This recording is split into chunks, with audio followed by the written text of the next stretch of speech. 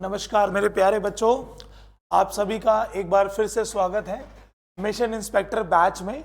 और आज तो पूरे YouTube का एल्गोरिदम जो है वो तो सिर्फ इसी बात पर छाया हुआ है कि सीजीएल की जो प्री की जो कट ऑफ है वो कैसे इतनी हाई चली गई है। तो बच्चों वो तो मैंने आपको याद होगा जब मेरे चोट लगी थी और मैं जब एक बार एक वीडियो बनाने के लिए ऑनली आया था इंस्टीट्यूट, उस टाइम मैं छुट्टी पे था। सो मैं उस टाइम ऑलरेडी बता चुका था कि पेपर का लेवल जो है वो बहुत हल्का है। जिन बच्चों का पेपर होने वाला है, यानी कि मैंने आई थिंक 10 सितंबर को या 11 सितंबर को ये बात बताई थी कि जिनका पेपर बचा हुआ है, होने वाला है, वो सारे बच्चे अपनी एक्यूरेसी पे ध्यान देना और पेपर आसान आएगा तो आपको इसी वजह से नॉर्मलाइजेशन के मार्क्स भी अच्छे खासे मिलेंगे। तो तीनों लिस्ट में आपने देख लिया हो, यानी कि आज के टाइम पे यार आपको सभी सब्जेक्ट्स को इक्वली टाइम देना पड़ेगा। आपको मैथमेटिक्स को भी टाइम देना पड़ेगा, रीजनिंग को भी टाइम देना पड़ेगा। अब बच्चे रीजनिंग को इतनी हल्के में लेके चलते हैं, उनको लगता है कि हिंदी तो हो ही, रीजनिंग तो हो ही जाती होगी। वहां जाके यार आपके नंबर 25 क्वेश्चंस में से 20 क्वेश्चन सही होते हैं, आपको लगता है बहुत अच्छे मार्क्स है। नहीं बच्चों, बल्कि आपको मैथ्स और रीजनिंग के अंदर मार्क्स आपके आने चाहिए। ठीक है भाई। इंग्लिश और जीएस में तो यूं होता है कि आपको थोड़ा रीड करना पड़ता है, थोड़ा सा आपकी किस्मत भी काम करती है, बहुत सारी चीज़ें होती हैं उसके पीछे, बहुत सारे एक्स फैक्टर्स होते हैं। ठीक है भाई।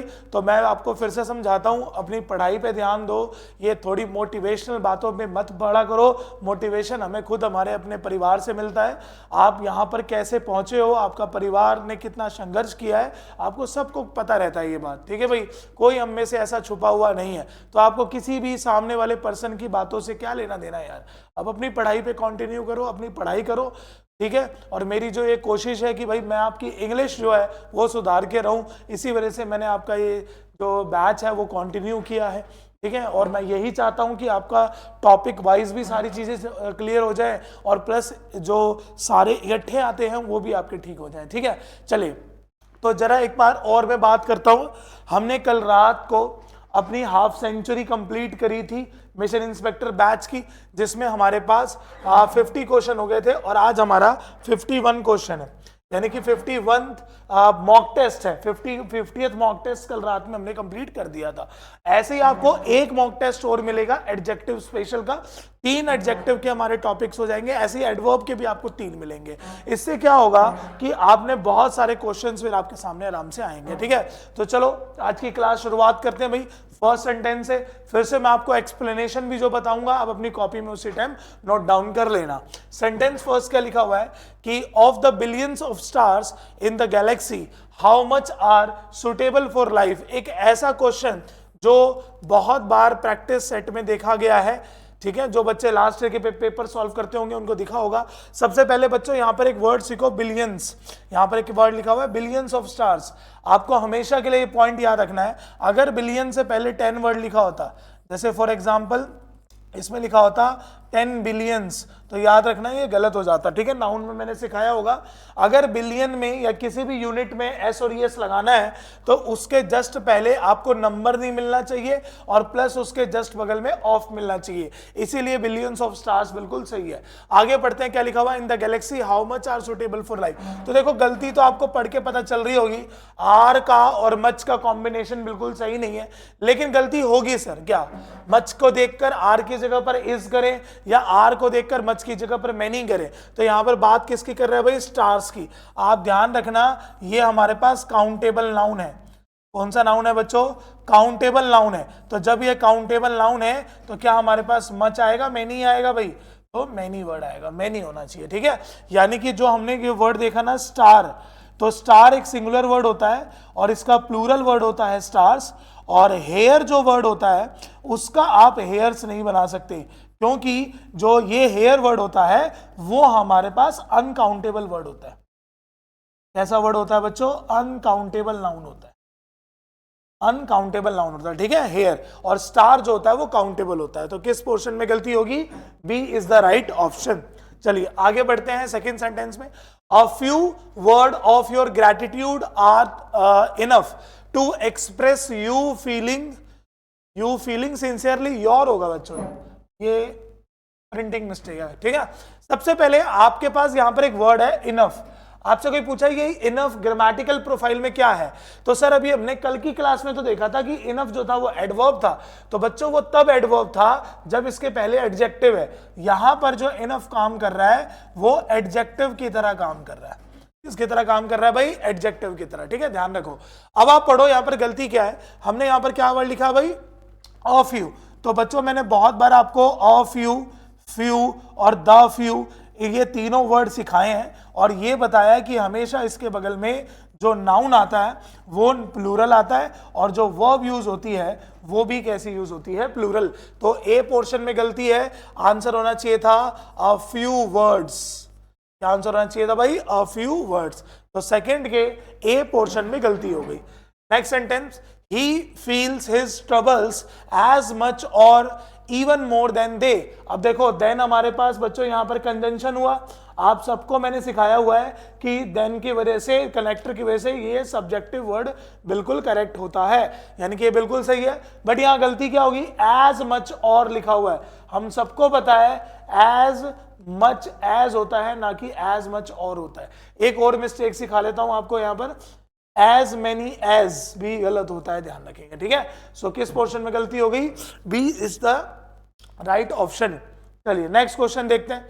आई like reading more than to play games. I like reading more than to play games. आप पढ़िए, जो मोर देन वर्ड लिखा हुआ है इसके जस्ट पहले कौन सा वर्ड लिखा हुआ है भाई? रीडिंग।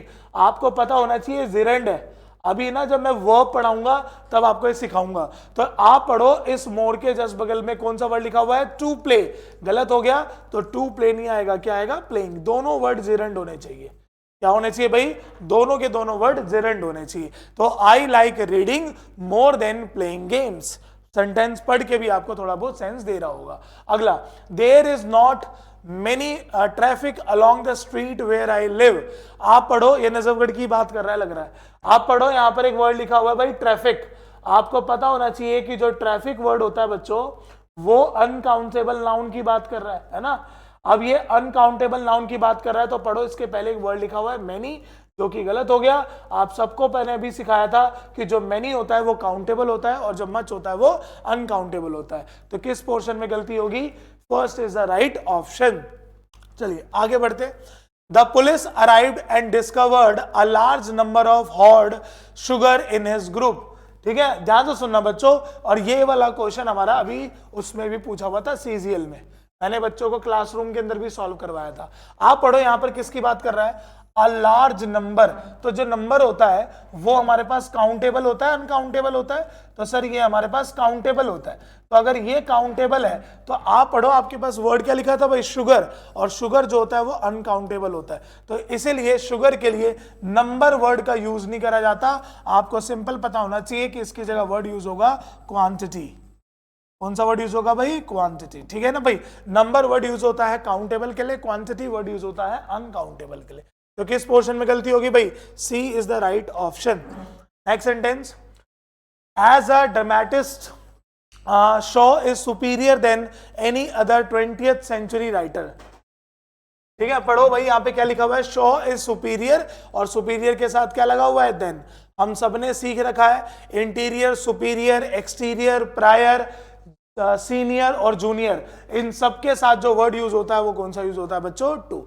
किस पोर्शन में गलती हो गई? Second is the right option. ये मैंने लास्ट क्लास में कराया हुआ है। अगला, of the two great cities the former is biggest. आप पढ़ो, यहां पर कितने के बीच में कंपैरिजन हो रहा है? टू के बीच में कंपैरिजन हो रहा है। और जब भी टू के बीच में कंपैरिजन होता है और वो मेंशन कर दिया जाता है कि ऑफ द टू सिटीज, तो सबसे पहले तो वहां पर जो डिग्री यूज होती है वो होती है बच्चों कंपैरेटिव, और प्लस वो डिग्री अपने से पहले क्या भी फॉलो करती है भाई? Article the. ये मैं लास्ट क्लास में पढ़ा चुका हूं, आप लोग कल वाली वीडियो में जरूर देख लेना। तो वर्ड लिखा हुआ था बिगेस्ट। अब यहां पर ऑप्शन में बच्चे लगा देते हैं बिगर, जो कि गलत हो जाता है। आंसर हो जाएगा द बिगर। आंसर हो जाएगा द बिगर। ठीक है भाई, तो C is the right option. C is the right option. अगला पढ़ते हैं next. A non-banking financial company is a financial institution similarly to a bank, but it cannot issue checkbooks to the customers. आप पढ़ो, यहां पर हमारे पास क्या लिखा था, a financial institution similarly to the bank. तो क्या बोला, similar to the bank, noun होना चाहिए ना, similarly वर्ड यूज नहीं होगा, क्या होना चाहिए था भाई, नाउन. तो हमारे पास जो वर्ड यूज होता है वो होता है सिमिलर. कौन सा वर्ड होता है बच्चों, सिमिलर टू द बैंक, यही तो बोलेंगे सेंटेंस. तो कौन सा ऑप्शन करेक्ट हो गया भाई, B is the right option. अगला पढ़ते हैं, क्या रीजन है. लिखा हुआ है, Krishna ran to the nearing grocery store to buy biscuits as his parents were expecting guest. आप पढ़ो बच्चों, यहां पर क्या लिखा है, द नियरिंग ग्रोसरीज, पढ़ के ही पता चल रहा है. आप यहां पर सिंपल लिखो द नियर ग्रोसरी. क्या वर्ड लिखो भाई, द नियर ग्रोसरी. सेंटेंस की सेंस भी आपको पढ़ के पता चल रही होगी. देखो मैं कुछ क्वेश्चन में बच्चों एक्सप्लेनेशन ज्यादा नहीं देता, ठीक है ना, क्योंकि कुछ एक्सप्लेनेशंस आपको देखते भी पता चल जानी चाहिए कि है क्या ये. अगला पढ़ो, जैसे नेक्स्ट सेंटेंस का भी, ये भी मैंने आपको कितनी बार पढ़ाया हुआ है. While giving a loan you must check if the borrower has sufficiently collateral to repay it. Collateral to repay it में आप पढ़ो, जब आपने ये वर्ड लिखा तो ये बना यहां पर जब नाउन की तरह, तो इसके पहले वाला वर्ड एडजेक्टिव होना चाहिए ना. तो सफिशिएंटली वर्ड हो गया गलत, आंसर होना चाहिए था सफिशिएंट. क्या आंसर होना चाहिए था भाई, सफिशिएंट. सी में गलती होगी ना, क्योंकि आप सबको पता है जो पैटर्न होता है वो ये होता है कि आप नाउन से पहले जब भी इस वर्ड को मॉडिफाई करवाओगे तो एडजेक्टिव से करवाओगे, राइट. चलिए आगे. Although his speech was not very clear, everyone understood the underlining meaning. आप पढ़ो फिर से बच्चों, यही गलती मिल गई आपको. कौन सा वर्ड लिखा है भाई, वेरी. वेरी क्या हो गया सर, एडवर्ब. अब अगर एडवर्ब मिल रहा है तो इट मीन सेंटेंस में क्या भी मिलेगा भाई, एडजेक्टिव. और आप पढ़िए इसके बगल में क्लियरली वर्ड लिखा हुआ है, जो कि गलत है. क्लियर गलत है ये वर्ड, तो इसलिए आंसर हो जाएगा क्लियर. कौन सा वर्ड आंसर हो जाएगा, क्लियर. ठीक है, second is the right option. चलिए आगे देखते हैं. He is the most talented and also the very talented student of the college. आप नोटिस करिए, एंड से सबसे पहले एक डिग्री कौन सी यूज हुई है सर, तो सुपरलेटिव डिग्री यूज हुई है सर. तो जब ये सुपरलेटिव डिग्री है तो ये भी कौन सी डिग्री होनी चाहिए थी भाई, सुपरलेटिव डिग्री ना. तो आंसर होना चाहिए था क्या, द मोस्ट टैलेंटेड. क्या आंसर होना चाहिए था, द मोस्ट टैलेंटेड. और वैसे भी टैलेंटेड से पहले वेरी तो आता ही नहीं है, मच आता है. ठीक है, अगला. Having been found guilty of the theft, Sunny was sentenced to 5 years imprisonment. ध्यान से सुनना, क्या गलती होगी बच्चों इसमें. आपने क्या वर्ड लिखा, 5 years imprisonment. आपके पास पढ़ो, नोटिस करो, जब आपने 5 बोल दिया तो पहले इसका प्लूरल बनाना था. तो ईयर का प्लूरल क्या होता है बच्चों, ईयर्स. और फिर आपको इसमें अपोस्ट्रोफी लगाना होता. ठीक है, ध्यान से सुनना, एक क्वेश्चन और बता देता हूं ये मैं आपको. जब आप बॉय के साथ अपोस्ट्रोफी एस लगाते हो तो ये बॉयज का सिंगुलर होता है, और जब आप लोग ऐसे करके लगाते हो यानी कि बॉयज और फिर क्या लगा देते हो अपोस्ट्रोफी, तो ये प्लूरल हो जाता है. तो सेंटेंस की मीनिंग पे भी जज करते हैं ना इसको, तो थोड़ा ध्यान रखो, ये होता है सिंगुलर. क्या हो जाता है ये, सिंगुलर. ठीक है भाई, जिसके लास्ट में एस आता है सिंगुलर से प्लूरल बना के, उसमें सिर्फ अपोस्ट्रोफी लगाना होता है, उससे ज्यादा कुछ नहीं लगाना होता है. ठीक है भाई. सो किस पोर्शन में गलती है, C is the right option, 5 years imprisonment. अगला. The railways have made crossing the tracks a punished offence. ये तो एक ऐसा क्वेश्चन है जो आप आए दिन मेट्रो में सुनते होंगे बच्चों, कि पनिश से पहले पनिशेबल होना चाहिए था ना भाई, तो पनिशेबल ऑफेंस होना चाहिए था. पनिशेबल ऑफेंस यानी कि एडजेक्टिव आना चाहिए था. यहां पर जो ऑफेंस है वो नाउन है बच्चों. ठीक है, और नाउन से पहले अभी मैंने बताया क्या है, एडजेक्टिव. यानी कि आप नोटिस कर रहे हो, ये 2 पैटर्न आप बहुत बार देखते हो. एक पैटर्न देखते हो जब एडवर्ब, और एडवर्ब के जस्ट बगल में क्या आता है भाई, एडजेक्टिव. ये पैटर्न आपको बहुत बार मिलता है. और एक पैटर्न आप देखते हो कि जब नाउन, और नाउन के पहले क्या आता है, एडजेक्टिव. सर अभी मैं जितनी आसानी से इस बात को लिख दे रहा हूं ना, उतना मुश्किल होता है इस बात को पढ़ना. वो तो चलो क्वेश्चंस हमारे पास उस टाइप के नहीं दिख रहे, वरना कभी कभी ऐसे क्वेश्चंस इसमें इतने फंसा देते हैं कि हमें लगता तो है बड़ा आसान है, बट होता नहीं है. बट वो आपके एग्जाम में नहीं आते, इसलिए आपको नहीं पढ़ाते वो चीजें. अगला. Alms are given to the poors. ठीक है, आल्म्स होता है दान या फिर भिक्षा, और प्लूरल वर्ड होता है, ये भी आप सभी बच्चे ध्यान रखेंगे. तो इसके साथ आर वर्ड आ गया और प्लस पढ़ो यहां पर क्या लिखा हुआ है, टू द पुअर्स। आपको याद रखना पुअर्स कोई वर्ड ही नहीं होता, आप ऐसे याद कर लो कि जैसे आपने बोला पुअर, आपने बोला रिच, आपने बोला ब्रेव और आपने बोला ऑनेस्ट। मैं बोलूं इन सारे वर्ड में क्या डिफरेंस है, मतलब सारे वर्ड में क्या कॉमन है, तो आप बताओगे सर ये सारे के सारे वर्ड एडजेक्टिव्स है। सारे के सारे वर्ड क्या है भाई, एडजेक्टिव्स है, ठीक है। और आप हमेशा ध्यान रखना, वैसे तो एडजेक्टिव का प्लूरल नहीं बनता, लेकिन अगर किसी एडजेक्टिव को प्लूरल बनाना है तो आपको हमेशा ध्यान रखना है कि उसमें हमें क्या लगाना होता है, आर्टिकल द। यानी कि जैसे आप इसका प्लूरल बनाओगे तो प्लूरल बन जाएगा द पुअर। रिच का प्लूरल बनाओगे तो प्लूरल बन जाएगा द रिच। ब्रेव का प्लूरल बनाओगे तो आंसर बन जाएगा द ब्रेव। जब ऑनेस्ट का प्लूरल बनाओगे तो आंसर बन जाएगा द ऑनेस्ट। आगे भी बात समझ में, तो किस पोर्शन में गलती होगी, सी इज द राइट ऑप्शन। चलिए आगे नेक्स्ट क्वेश्चन है हमारा 18th क्वेश्चन। देखते हैं क्या बोलता है बच्चों कि the number of applications has risen this year by as many as 50 years. वैसे तो अभी मैंने ये सेकेंड सेंटेंस आपको पढ़ाया था, बट उसके पहले एक बार ना ये वाले लाइन पढ़ो, एक बार क्या लिखी है भाई। आपको मैं बहुत बार बताता हूं, ये दोनों पैटर्न्स याद कर लो, अ नंबर ऑफ और दूसरा पैटर्न है हमारा द नंबर ऑफ, क्योंकि ये ग्रामर के इकलौते ऐसे पैटर्न्स हैं जिसमें वर्ब उल्टी फॉलो होती है। मतलब नाउन बेशक दोनों के बाद प्लूरल हो, लेकिन अ नंबर में जो वर्ब यूज होती है वो होती है प्लूरल, और जो द नंबर में वर्ब यूज होती है वो होती है सिंगुलर। तो उसके अकॉर्डिंग हैज बिल्कुल सही है ना। बट याद करो, अभी मैंने थोड़ी देर पहले पढ़ाया था कि एज मेनी एज नहीं होता। क्या नहीं होता, एज मेनी एज नहीं होता, क्या होता है भाई, एज मच एज। ऐसा क्यों होता है सर, क्योंकि हमने सीखा हुआ है कि एज के बीच में हमेशा एडजेक्टिव आ सकता है या फिर कौन सी डिग्री आ सकती है, पॉजिटिव। सो किस पोर्शन में गलती होगी भाई, C is the right option. ध्यान रखो पेपर में एज मेनी एज बहुत बार पूछा जाता है। अगला sentence 20th, 2 lakh of people attended the meeting held in parade. अब देखो इसमें कौन सा कॉन्सेप्ट यूज हो रहा है बच्चों, ध्यान से। आपको मैं बहुत बार सिखा चुका हूं कि ये यूनिट का क्वेश्चन आ जाए तो इसमें दो बातें याद कर लो। सबसे पहले यूनिट को प्लूरल कैसे बनाते हैं, ठीक है ना, और दूसरा यूनिट में डिटर्मिनर कब यूज करा जाता है। सबसे पहली बात, जब भी यूनिट से पहले आपको नंबर दिख जाए और दूसरा यूनिट के बगल में ऑफ दिख जाए, तो उस केस में डिटर्मिनर आना कंपलसरी होता है, ठीक है भाई। यानी कि नंबर आ गया तो डिटर्मिनर भी जरूर आएगा ही आएगा। और एक क्वेश्चन ये होता है कि अगर नंबर आ गया तो यूनिट में एस और एस भी नहीं लगता। अब सर डिटर्मिनर्स के कौन कौन से वर्ड्स यूज करे जाते हैं, तो आपने देखा होगा हम जितने भी आर्टिकल यूज करते हैं ए एन द, जितने भी P2 वर्ड्स यूज करते हैं जैसे माई, हिज, योर, आर, देयर, और जितने भी डेमोन्स्ट्रेटिव वर्ड्स यूज करते हैं। अब डेमोन्स्ट्रेटिव वर्ड्स कौन से यूज हो गए सर, जैसे this, that, these, those, one, once, ऐसे वर्ड्स भी हमारे डिटर्मिनर का काम करते हैं। तो इसलिए यहां पर पीपल से पहले और कुछ ना हो तो आर्टिकल द होता है, कुछ ना हो तो बच्चों आर्टिकल कौन सा होता है भाई, द,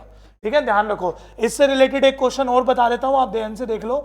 लिखा हो a dozen of mangoes, a dozen of mangoes, तो गलत हो गया बिल्कुल, क्योंकि डजन से पहले अ है यानी कि नंबर है, डजन के बाद ऑफ है यानी कि ये जो मैंगोज है अपने से पहले फिर आर्टिकल क्या लेगा, द, ठीक है भाई। तो आंसर हो जाएगा a dozen of the mangoes. दूसरा पॉइंट क्या था, यूनिट में एस और एस कब नहीं लगता, तो आपको सिंपल सी बात बतानी है कि एक तो ये तो था यूनिट से पहले नंबर आ जाए तो यूनिट में एस और एस नहीं लगेगा, लेकिन कोई पूछे यूनिट में एस और एस कब लगता है, तो आप बता दो एक तो इसके पहले सर नंबर नहीं होना चाहिए और प्लस इसके बगल में क्या होना चाहिए भाई, ऑफ। उस केस में आ सकता है, जैसे for example lack of people, क्या लिखा हो भाई, लैक ऑफ पीपल। अब ये गलत है, आंसर होगा लैक्स ऑफ पीपल।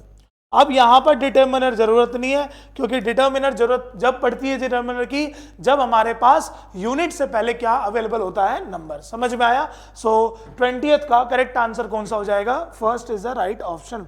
नेक्स्ट देखते हैं, these short of men attend success by hook और by a crook as they do not deserve any applause. By hook and by crook, आपने बहुत बार सुना होगा, ये एक इडियम होता है जिसका मीनिंग होता है किसी भी हालत में, एट एनी कोस्ट, है ना। अब इसमें देखो एक फिर से वर्ड आया जिसको हम लोग अभी याद होगा, मैं आपको कह रहा था डिटर्मिनर बोलते हैं, कौन सा वर्ड हो गया, दीज। सिंपल तरीका होता है इसको फाइंड करने का, आपको पता है दीज लिखा है प्लूरल वर्ड है, शॉर्ट लिखा हुआ है सिंगुलर वर्ड है, अटेन लिखा हुआ है वर्ब की फर्स्ट फॉर्म है, प्लूरल वर्ड है। आप नोटिस करिए आपको दो प्लूरल मिल गए, तो इट मींस आपको तीसरे को भी प्लूरल बनाना है, तो SORTS, शॉर्ट्स, समझ गए, तो क्या बन जाएगा भाई, प्लूरल। और जो बच्चे ऑफलाइन मेरे से पढ़ते हैं, याद होगा मैंने इस टाइप के क्वेश्चंस आपको बहुत बार ऐसे सिखा रखे हैं कि डिटर्मिनर, नाउन और वर्ब अलग अलग पॉइंट्स में हो, तो उस अलग अलग हमारे के सेक्शन में डिवाइड हो, तो उस केस में दो को फाइंड कर लो कि दो क्या है, अगर दो जो है तीसरे को भी वही बनना पड़ेगा, दो सिंगुलर है तो तीसरा भी सिंगुलर, दो प्लूरल है तो तीसरा भी प्लूरल, ठीक है। चलिए आगे बढ़ते हैं 22 सेंटेंस में। Dash teachers prefer a class that is fairly consistent in having pupils of the same level। आपको यहां पर वर्ड फिल करना है बच्चों, most, neither, every और each। आप सबको पता है each के बगल में प्लूरल नाउन नहीं आता, every के बगल में प्लूरल नाउन नहीं आता, ईदर के बगल में प्लूरल नहीं आता, लेकिन मोस्ट जो होता है वो प्लूरल होता है, इसलिए आंसर कौन सा हो जाएगा, 1। बाकी सबके बगल में सिंगुलर नाउन था। अगला, whole the chapter is full of printing error which are the outcome of the proof readers carelessness। क्या गलती हो सकती है, आप पढ़िए, मैं बहुत बार सिखाता हूं, ये जो वर्ड है होल, इसमें आर्टिकल जो होता है इससे पहले आता है, ना कि इसके बाद आता है, तो आप जब इसको ठीक करोगे तो आंसर होगा द होल चैप्टर। क्या आंसर होगा भाई, द होल चैप्टर, समझ गए। ये यहां नाउन बनेगा, ये यहां एडजेक्टिव बनेगा, तो आर्टिकल जो होगा वो पहले वाला ही वर्ड लेगा, समझ गए ना। चलिए नेक्स्ट देखते हैं 24th क्वेश्चन क्या है। Her black and long hair aids glamour to her looks.